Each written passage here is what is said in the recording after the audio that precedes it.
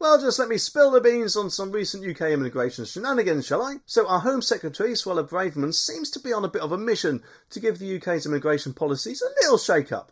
The word on the street is apparently that she's planning to hike up the salary requirements for folks looking to call the UK their new home. And according to the Daily Mail, the magic number you'll need to earn to even consider a British adventure is now a cool £26,200 a year. Now, in case you're not a human calculator, that is apparently 28% less than the median salary of £33,280. Braverman's motivation here is apparently to put the kibosh on unskilled workers and their families making their way to the UK. Because let's face it, with the daily influx of illegal boat people, I'm guessing the numbers are probably going up quicker than they expected. And at the end of the day, surely wouldn't any limited places be better taken by skilled, trained people who can put something back into the country and things like that, rather than a low-paid, unskilled worker who's probably just after one thing? Although obviously, I could be wrong. Though of course the government has the points-based system, which is supposed to be compared to Australia's system, and of course was rolled out by Peter Patel back in 2020, and therefore would put the EU nationals on the same level as the rest of the world, so it's completely fair, with them not getting preferential treatment at all. But of course it seems like at the minute it's not exactly working out as promised, doesn't it? Here's the thing, Braverman obviously wants to curb immigration numbers before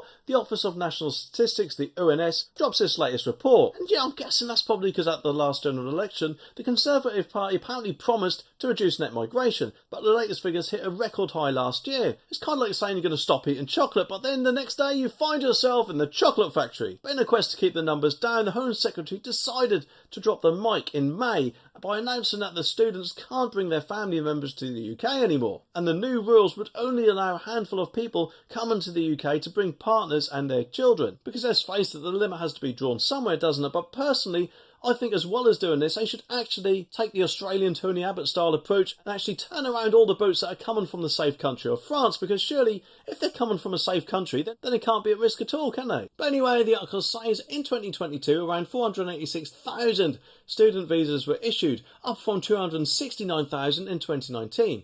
Last year, however, the number of student visas given to dependents alone was 136,000, a huge increase from 2019 where 16,000 were reportedly given out.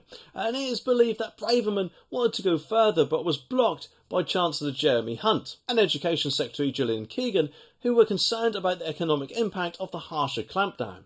Last month, the Home Secretary warned that immigration posed an existential threat to the West, and in a speech in Washington, she said that migration had been too much too quick. And of course, I don't know about you, but I personally agree with her. But of course it doesn't end there, does it? Because in this video, someone actually gave them another bombshell, which let's face it, they wouldn't exactly like. Though I've got a feeling a lot of us will probably think it's right.